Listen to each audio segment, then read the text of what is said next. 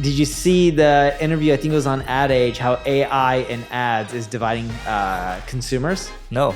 So Gen Z and baby boomers, who usually don't agree much, are aligned on their feeling towards AI and ads, with 45% of Gen Zers and 44% of boomers opposing it. They're saying people don't want that, right? When you look at millennials, 28% of them oppose AI and ads, and 30% of Gen Xers also oppose AI and ads. So a large chunk of people want more ads that are authentic, real, humanized. They don't want AI being used. Yeah, I mean, I don't really have an opinion on this. I personally don't mind. What do you think? I honestly don't care if you use AI for ads or even content or any part in marketing. We're just seeing data that if you use AI and the quality isn't there or it's not as authentic, it just doesn't work. Yeah, well, because the quality is not there. It goes back to quality content again, which we were talking about earlier. Let me rephrase. When I'm talking about quality, I'm not talking about with the visual creative, like how sharp the image is or how cool the campaign looks. Like if people just feel it's not authentic and real, I'm not talking about AI where it's like using crazy effects that people are like, oh, a human didn't create this. I'm just saying like, if people don't feel it's authentic, we're just seeing ads not do as well. It doesn't matter how highly produced or how badly produced they are. They had a new version of that Mid-Journey where it showed this gal talking on like a TED Talk, and that looks so realistic. That one is a situation where I just don't care. Like I can't tell. And that's good enough to me. You know what I mean? Yes, but if the content that comes out isn't quality from her mouth, no one's going to care. Of course. Yes. And that's the assumption people have, because when we did a test with 1.8 million visitors, we took a third of the visitors and we put written by AI. So the article was all written by humans, but we just took a third of them and put written by AI. The read time dropped by roughly a half. Wow. And the author bio was at the top. So instead of the author bio for a third of the visitors, it just said written by AI. Wait, how did this test work? So we took 1.8 million visitors on a few websites, multiple websites in different industries, and we put the author. The author was always at the top. So we took websites where they had the author information at the top. We changed it to author bio from 100% of the traffic to just put written by AI. And literally the read time just drastically went down. And these sites let you test this? Yes. Wow. What was your justification to say, hey, just let us try it?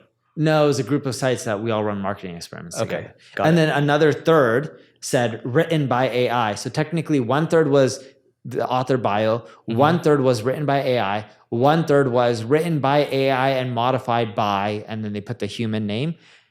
The written by AI, modified by human had a drop in read time, not as substantial, but it was a decent percentage. The written by AI had the biggest drop. Wow, that's fascinating. Same article though. It was the article written by human. There was no AI used. It was just, we just changed the author bio. And the lesson we learned from this is people just have the assumption that AI produces crap content. That's not necessarily the case, but if you look at the quality of the content that AI is producing right now, from ChatGPT to Gemini, it's just not as good. Yeah. And in the future, as it improves, maybe people will be okay with it, but in today's environment, they're not okay with it. Yep. I got to take a minute to tell you about the Agency Owners Association. This is a peer group for agency owners. Think YPO or EO, but for agency owners. And I just wanted to read you a couple of testimonials. So this first one comes from Carrie, and we asked her, what do you like most about the group? She said, having a group of people to discuss and bounce ideas. The leads are great too. Yes, we share leads in this group as well. This one from Alian, he says, the ability to really post whatever I want and need, and the group responds. Great experienced members, getting a lot of insights from conversations with other members, getting a lot of value from sessions from Eric, getting advice from others as well. And so if you want to grow your agency faster and you want a peer group to do so, just go to marketingschool.io/agency. This is a group that both Neil and I created. And our hope here is to create a vibrant community of agency owners and do a lot more with it in the future. So again, marketingschool.io/agency, and we'll see you inside. Dude, people obsess way too much about algorithm updates. When something goes wrong, and I put this in our sheet as well, they're just like, oh, I need to go make some change. What's the next change I should do to recover from it? And I'm not saying that you shouldn't constantly make tweaks after an algorithm update. If you're not doing what's best for users and there's just blatant issues like having medical content with no author bio written by a doctor and you're using AI to write medical content, yeah, you should go and fix that even before the algorithm updates or after, whatever you choose. But those are just blatant, obvious issues. If you're doing what's right for the users and you're doing what's the best practices, some algorithm updates, you're going to get less traffic. Some you're going to get more traffic. But consistently, year over year, you should see some nice gains. I just, the people that you and I have seen, we have a lot of friends that have these publisher sites. I remember I had a guy in my EO forum back in the day, and he had like a rap website. And he got millions of visitors per month. And all they focused on was just creating helpful content that other people couldn't create. And that's how they got that traffic. Or even with the survival website, we'll call it a survival website, right? It wasn't based on any hardcore SEO. It was just based on creating good content. It's just focused on being helpful. And for example, when you look at YouTube, by the way, YouTube is like the purest thing where it's like, if the content's good, it's going to get views. If it's not good, it's just not going to get views, right? It's the same concept. I totally agree. Funny enough, in our analysis, YouTube had the highest lifetime value for B2C customers. Really? Yes. Wow. I think a lot of it has to do with long form content. I think the opportunity with YouTube is long form. And it's funny, we had a guy last week. So I told you, right, we have this consultant working on our YouTube right now. And he's like, your YouTube channel's pathetic, right? He's like, your packaging's bad, all these things, da da da da da. And all he does is he will do the research and like someone like you and I will just step in and he'll be like, okay, here's what you're creating. So I could come into the meeting not knowing what I'm creating. And then he's done everything for me for packaging and everything. And good to go, right? He's like, yeah, that's bad. You need to focus on long form, forget about short form. And I tend to agree with that. I think the money is in the long form because you actually get to build a relationship with people at scale. I don't know if you experienced this. Speaking of YouTube, and you met this guy, he's working with a few other pages that have millions of views. I don't know if you get this, but like I was at an event last week. I was in Kansas City. Someone comes up to me. He's like, dude, this is the best YouTube marketer. He's the one who really boosted Alex Hormozi's views. What's his name? I forgot the guy's name.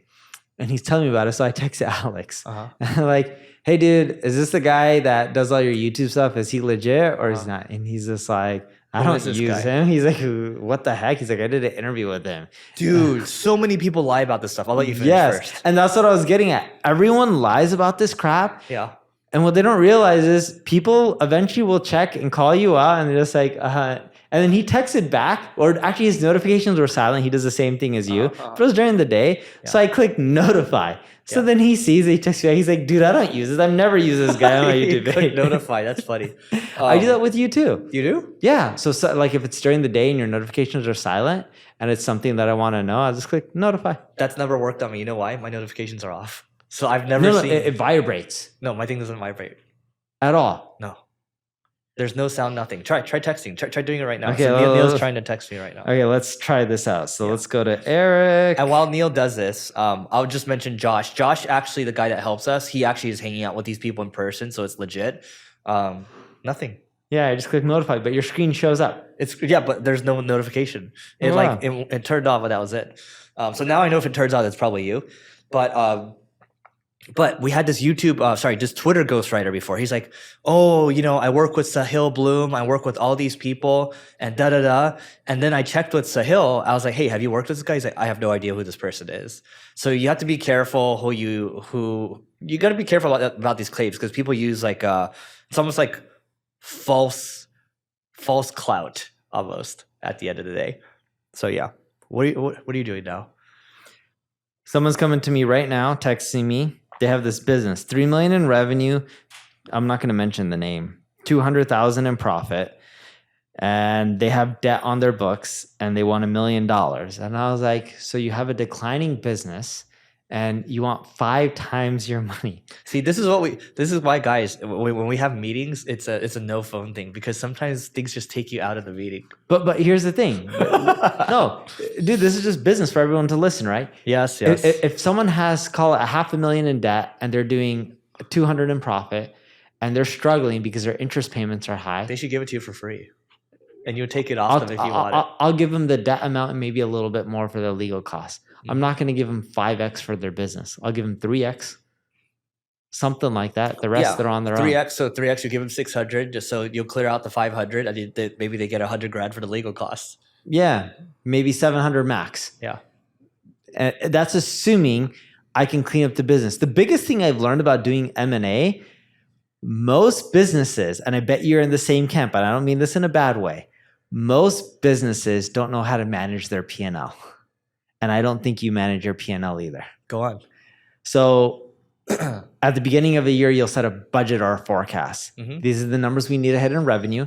This is the numbers we need to hit in profit.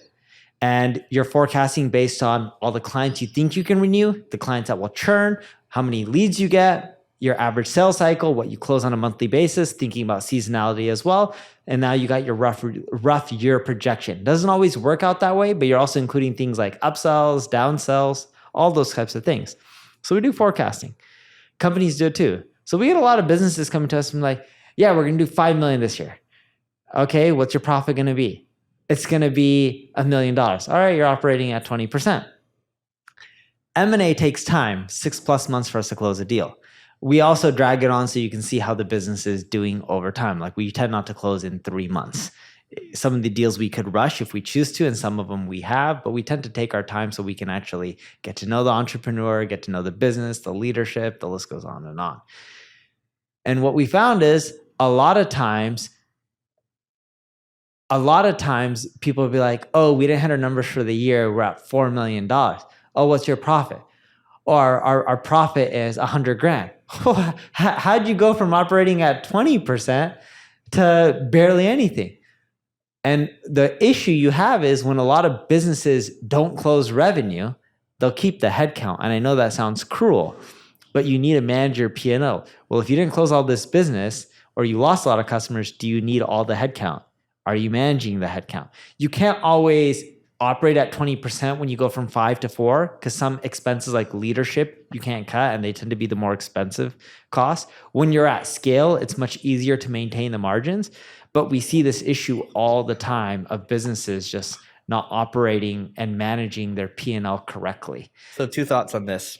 One, forecasts, yes, you should do them, but more often than not, a lot of times they're just wrong. You just never know what's going to happen. No, right? You can actually forecast very accurately. No, because the last couple of years we forecasted, right? We forecasted it was going to be this, and it was totally not. And then this year we were more conservative. Like this year we totally blew it out of the water, right? And so you kind of like, yes, you can forecast, right? But sometimes it's not as predictable. I'm not saying don't do it. I'm not saying it's useless. I'm just saying sometimes it's off, right?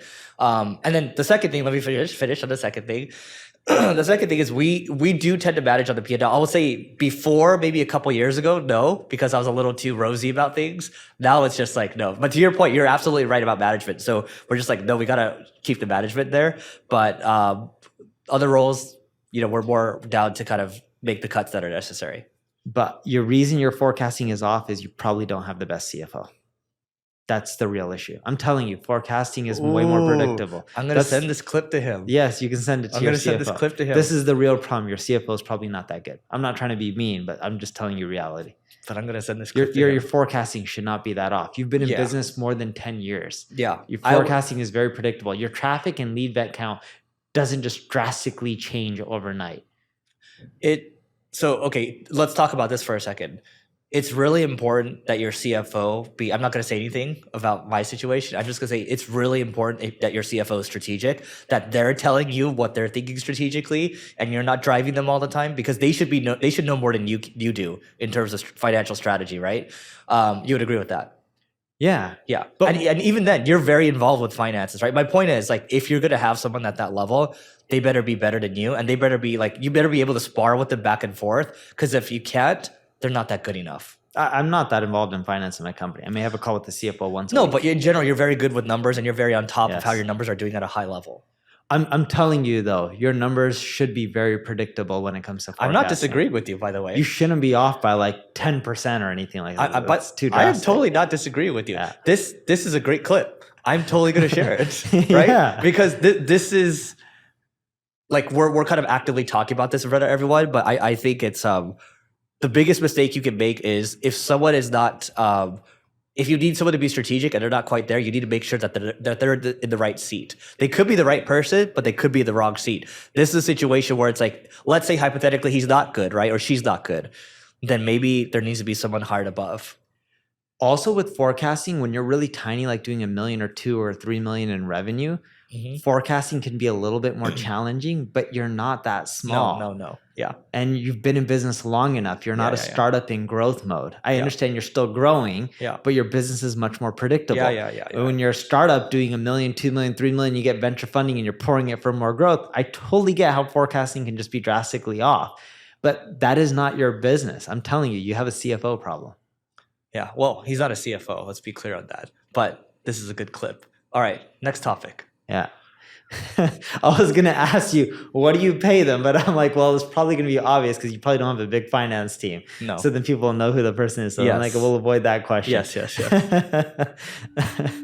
The number one challenge for businesses is hiring. And more specifically, the number one thing I get asked for all the time is, Eric, where can I go find an amazing marketer? And the reality is right now, when you think about the world, we have inflation. That also means wage inflation right now. And it means that when it comes to hiring talent, you can't spend as much as you would have in the last couple of years because it's just become too cost prohibitive. And so we've partnered with one of the best offshore recruiting firms when it comes to marketing. They've been a great asset for us, and I believe that they will be a great asset for you. All you have to do is go to marketingschool.io/hire. Again, it's marketingschool.io/hire to learn more.